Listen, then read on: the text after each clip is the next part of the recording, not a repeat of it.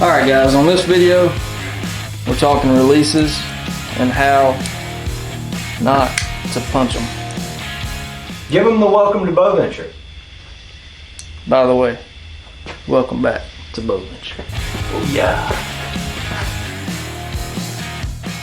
Alright guys, on this video we're talking releases, and I choose a stand release, just my personal preference. I like the heavier ones, I like having that weight in my hand.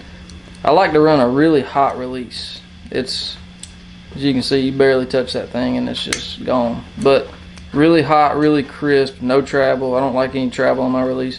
The release method I like to use, Joel Turner talks about, if you watch some of his videos, he talks about a closed loop system. And what he means by that is you want the tip of your thumb touching your index finger here. That's closing the loop right there. That's open loop, that's closed loop. So the good thing about a closed loop system, it's really hard to punch your trigger once you're in this position.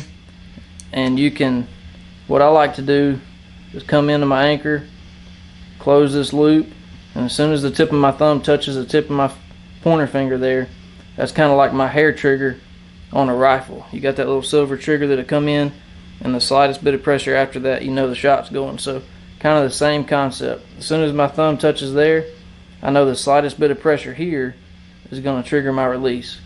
And once I'm here, I kind of build tension and I'm pulling with my shoulder and my back muscles, but at the same time I start to relax these finger muscles here. And as that starts to relax, your shot will break. So that's kind of the way I use it. And it's sort of a, I would say it's more of a command style. And my definition of command shooting, it's not that I'm necessarily punching this trigger, but I know exactly the right amount of pressure to make that shot break. And I use that with a kind of what they call timing your shot. So what I mean by that, my pen, when I recognize that pattern, as soon as it's consistent to what I'm used to, I'll start slowly applying pressure and just control the amount of pressure, and then as soon as my pen's where I want it, I time it to where that's exactly when my shot breaks. So I'm going to go through my shot process, try to get the camera on it the best I can. I'm going to need to turn it just a little bit. There we go. Try that. And you can just watch my finger muscles work.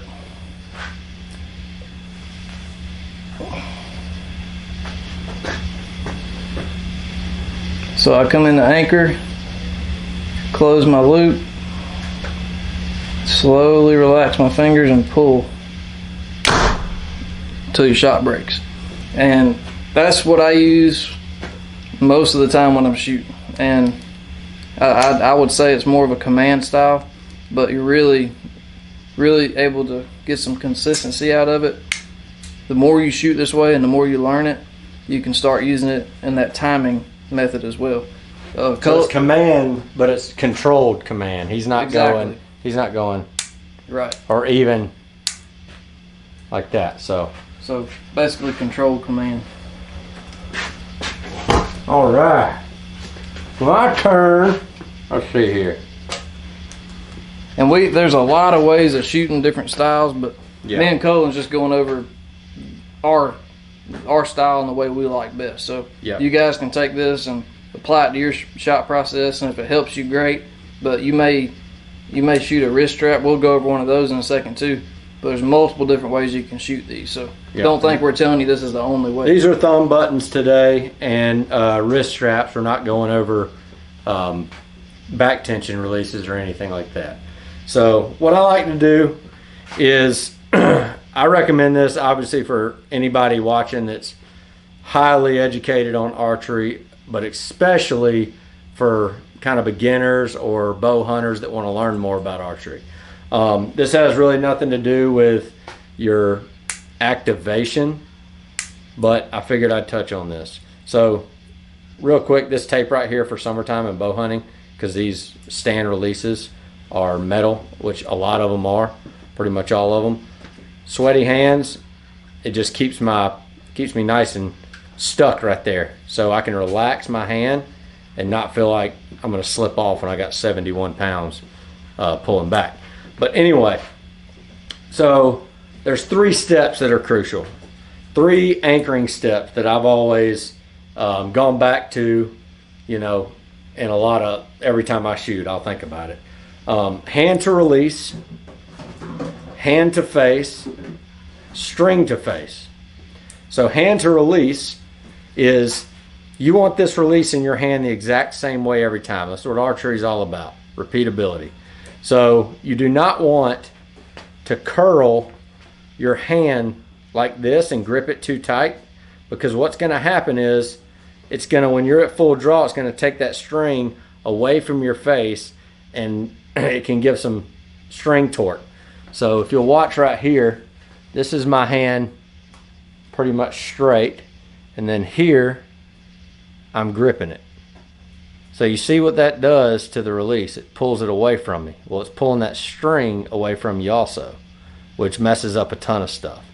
So, and the opposite as well. If you're too relaxed, it's going to dig that string and that release in your face. So you want to make sure everything is level straight up and down, as good as you can get it.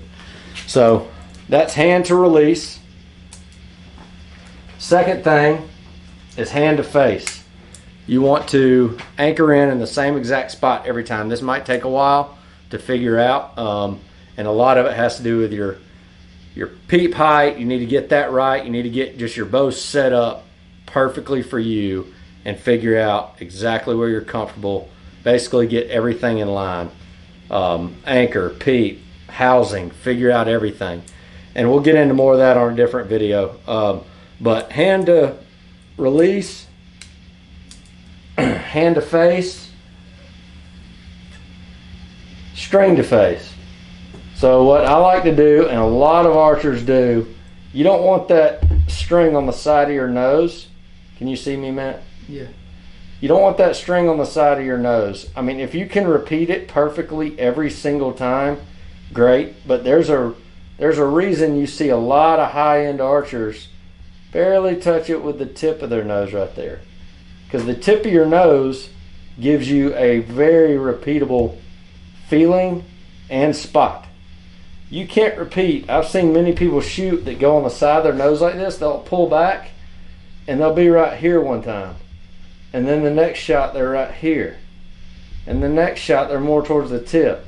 It's just hard to gauge that where you're at, instead of just boom, right there on the tip of your nose. So yeah, it's really consistent. Yeah. So hand to release, hand to face, same spot every time. Me personally, I like to tuck it up under my jaw, because what it'll do, and this is, you can take this with a grain of salt, but some people go on the side, which is great. But I found if I tuck it under my jaw, it's harder for me to go up and down with it. It's kind of locked in instead of right here. I'm like that. Instead of, I'm really trying to move it and it's not moving as far. So it's just a better anchor. So as far as my activation, you just want to wrap your thumb around it is what I do. And like he said, I'll feel my front finger. That's kind of my indicator that I'm close. And I'll just pull my back elbow, and I'll squeeze my thumb. It's a controlled squeeze and a surprise. So that's what I do with a thumb. And now we're going to go over a wrist strap. So, all right, so with a wrist strap release, pretty much the same principle as the thumb button. I operate it pretty much the same way. Instead of using your thumb, of course, you're using your index finger. So once your release is on your D-loop, I shot one of these for a long time and I still hunt with one. I really like how it's really hard to torque and manipulate your string. There's a lot of forgiveness there because that's on a swivel. With a thumb release, it takes a lot of practice because the slightest tilt in or tilt back, all that's twisting your D-loop and torquing your string. So you really got to fine-tune your anchor point with those. But anyway, back to the wrist strap. Basically, do you like those for hunting, Matt? I love them. I've had this thing forever. I can't stand them. I hunted with them for a while. A lot of people love them. They're great. Yeah. But I like the old when I one. climb the stands, the ladders, it bang, bang, bang, bang, and the whole time I'm sitting there standing playing with it. You just turn them around backwards. I know. This is what I'm about. But back to the old wrist rocket here. All you do, clip her on. The way I like to activate this thing, I set it to where my finger can wrap around. Set a comfortable position. That's about where I like it. And I'll anchor. So when I'll anchor, I like to use that little pocket right there between your thumb and your palm and place it right behind my jaw. Just right in that pocket, and it locks you in like you were talking about. Same thing with your fingers. It just locks you in place right there where it's really hard to move. And then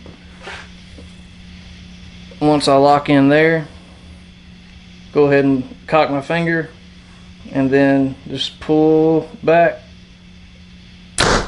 until your shot breaks. That's pretty much how I shoot that. And if you're really nervous and a big buck's out in front of you and you're shaking, it always helps to run them really hot, because all you gotta do is tick and it's gone. Yeah. And in the case nerves take over and you punch. Yeah. Pretty much a fail safe. If you run it extremely hot, you're gonna get by with punching a lot easier. Yeah. But if you run something that's got a lot of travel and it's really hard to get to go off, then the whole time you're trying to punch, you got resistance and it's gonna torque the back of your string.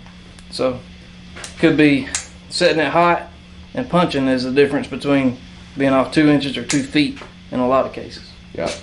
And you can activate, obviously, I think he already went over this, but if I'm holding rock solid one day, really steady, then I'll take my fingers and I will grab it like that, like I just told y'all not to do, but I'll wrap my thumb and I'll relax my hand. So I'll keep my thumb in the same exact spot right here. But as I'm relaxing my hand, it straightens out. Like I said, it should be, and when it fires, it's straight. You're good. But here's what happens. Watch. You got it just a little curled. Wrap it around. Don't move your thumb. Have your thumb locked. So don't move your thumb. And as I relax my hand, it'll go boom.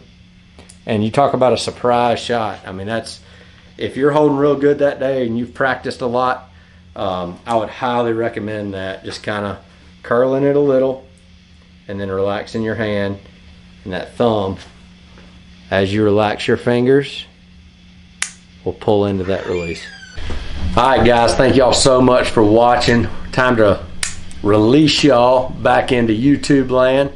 Really appreciate the support. Everybody watching loves archery like we do. We're all on our own bow venture. Remember, keep Christ first. Stay tuned for some more content. We're loving it. Hope y'all are. Peace. Matt. Yo. Come here. You hear this? What's it doing? All y'all out there that have these releases, listen, pull it real close to your ear. And you hear that? Oh. Said subscribe. It did. Plain as day. That's crazy. Subscribe. You hear it? Subscribe. One more time. That is the coolest. And all you got to do is hit it. Yeah. And it subscribes. It's crazy. Subscribe. Good grief every time.